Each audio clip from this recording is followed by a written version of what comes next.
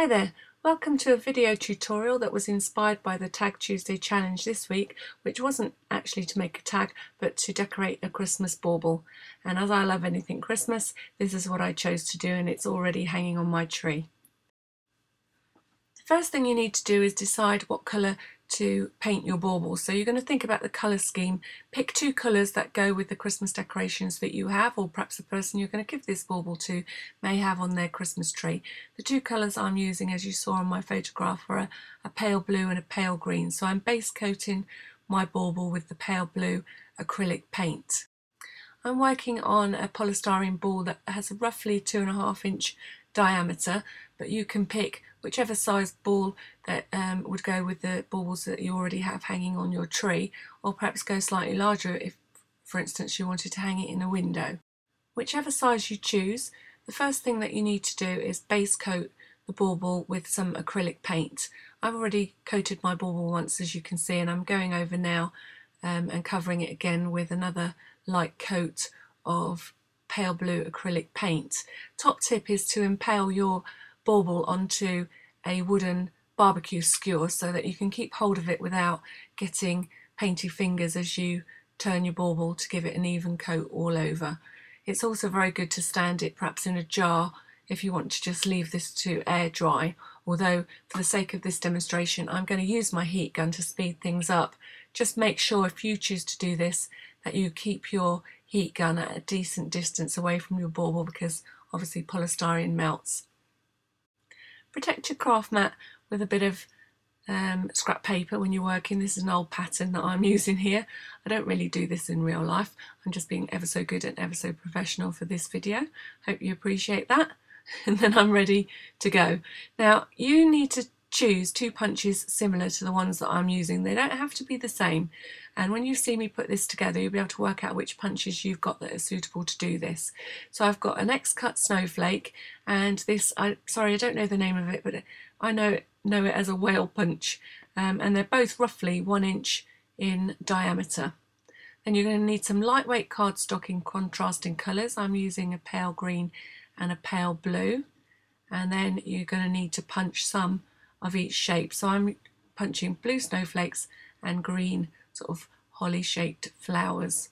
As well as your two contrasting punches, you're also going to need some pins to secure these shapes to your polystyrene ball. And the first thing that I'm going to do is shape all of my green flower shapes by cupping them or pushing them into my hand to make a slight cup shape. You could do this on a foam mat if you wanted to, but because my embossing tool is a little bit small, I haven't got one of those really nice big ended embossing ball tools. I found it was easier just to push them into my hand gently to form a slightly cupped shape. One other thing that I've just thought about that's worth mentioning to you, polystyrene balls come in two forms, and one of them is softer than the other, and you definitely want the soft version to be able to push these pins into, because if you buy the hard polystyrene you'll find it very difficult indeed to secure anything onto them with pins. It's definitely worth putting a batch of these together rather than doing them one at a time and then securing them to your ball. It just makes it easier to work and to cover your ball evenly if you've got a pile of ready prepared shapes. So what you're going to do first is take a pin and push it through the centre of your snowflake, and I find that's easiest done by using a bit of craft foam to push into, so you can secure your snowflake first and then secure it to the centre of the cupped green flower shapes. Obviously your colours and punches may vary slightly, but you get the idea. You're layering the two elements which will be in contrasting colours together. So you're going to work on all the pieces until you've got them all ready to stick onto your bauble.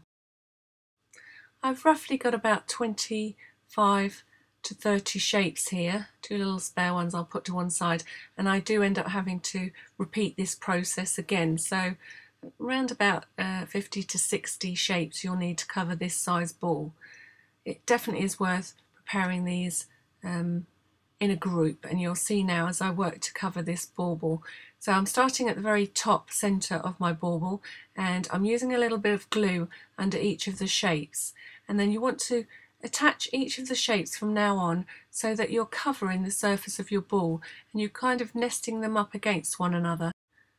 So I'm using a small dot of PVA glue underneath each of the shapes as I attach them, and I'm working my way round that first flower, gradually covering my bauble with the punched shapes. The glue definitely makes sure that next year when you come to take this out of the box that your pins won't have worked loose and that your shapes are nice and secure. And I have done this. I've got some baubles that I will show you at the end of this video that I made last year, and they're still looking lovely when I took them out of the box this year. So add the little bit of glue, and you're trying to cover as much of the bauble as you can.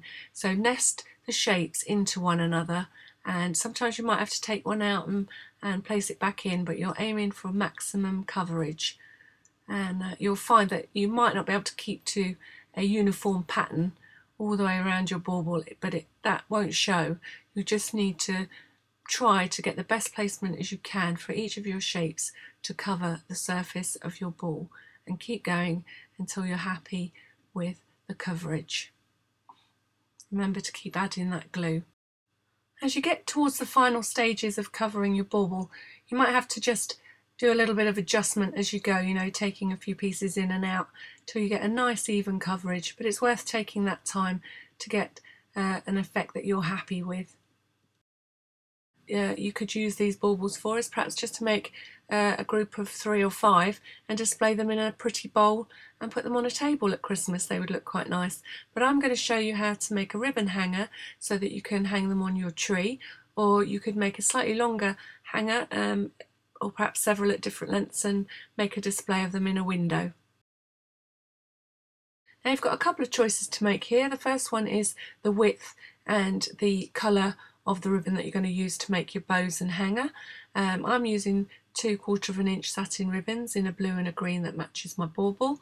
You could use thinner or thicker ribbon, and you can choose how much of the bow that I'm going to show you how to make to use. You don't have to use all the layers.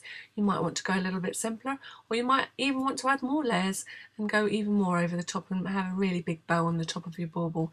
But I'm going to show you the principle of it, and you'll be able to work out from then on how much or little bow that you want to have on top of each of your baubles.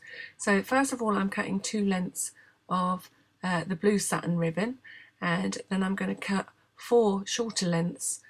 And if you look here, what I'm trying to judge is how far down I want the tails of the green ribbon hanging on either side of my bauble. So I'm cutting 4 pieces the same length, and then I'm just going to take my scissors and I'm going to trim the ends so that they don't fray, and I'm just going to trim them at a diagonal.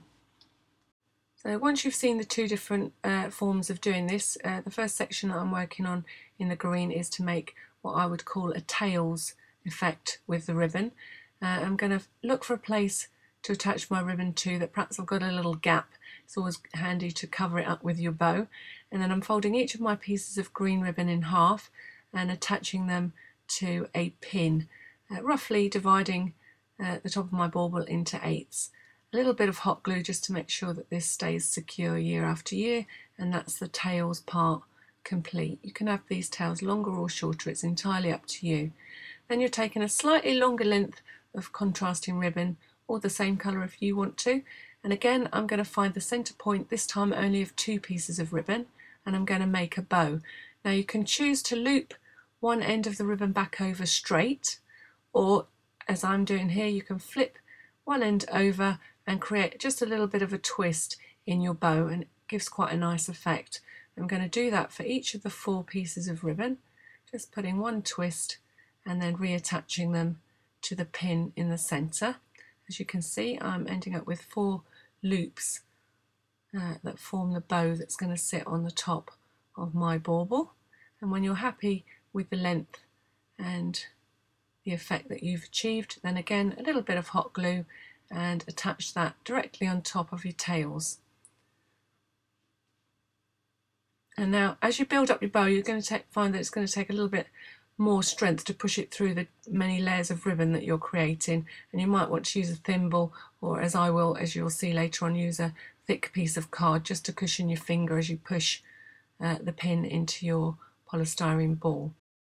I'm going to repeat that bow effect with shorter lengths of green ribbon, and I'm going to make a smaller bow that's going to sit on top of the blue one.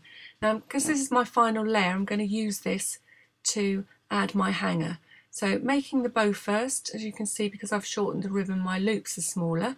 Then I'm going to take a length of the blue ribbon, which is going to form my hanger. So you need to decide how long to make this depending on where you're going to hang it. This is going on a tree, so that's why I'm working with the length I've got. One more dot of hot glue, and you're going to attach it, and there'll be no ends visible when you do this. And again, as you'll see, I now need to use a little bit of card to get this into position, because it is very, very stiff to get it through all those layers of ribbon. You don't want to push it through your finger by mistake. So a little bit of cardboard and give it a good push. A thimble would work just as well if you've got one. I'm not much of a sewer, so I don't have a thimble, so this will do. And then you've got your hanger ready. You might have a few strands of glue to get rid of because you're using a hot glue gun. And then for a final finishing touch and to cover up those pins, I'm going to use small dots of hot glue, and I'm going to attach some pale blue gems that match my overall colour scheme to the centres of each one of my shapes. Now, working with hot glue, obviously you've got to be a little bit careful of all the strands that you get, but they're easy to pull off and tidy up afterwards. You might want to use pin flare to do this, but again, it's a little bit awkward because you'll have to perhaps cover a little bit of the bauble at a time, otherwise you'll be knocking the gems off as you go, while the pin flare takes a little while to set up, whereas the hot glue is fairly instant. You've just got to be careful of your fingers and to be quite delicate with the amount of glue that you put on. So a quick once over, checking for any missing gems and just to get rid of any stray strands of glue, and that's your bauble finished and ready to hang on your tree or in your window. So here's this year's model for the Tag Tuesday challenge. I hope you like it, and just to show you by way of contrast, this is one that I made last year when I was designing a workshop that I ran last Christmas. And if you really like this technique, you could go all out and buy a polystyrene ring and make a lovely wreath. This one proudly hangs above my fireplace, and instead of the gems, we've got beads on each of the pins as we put this together. Thank you for watching, and Merry Christmas.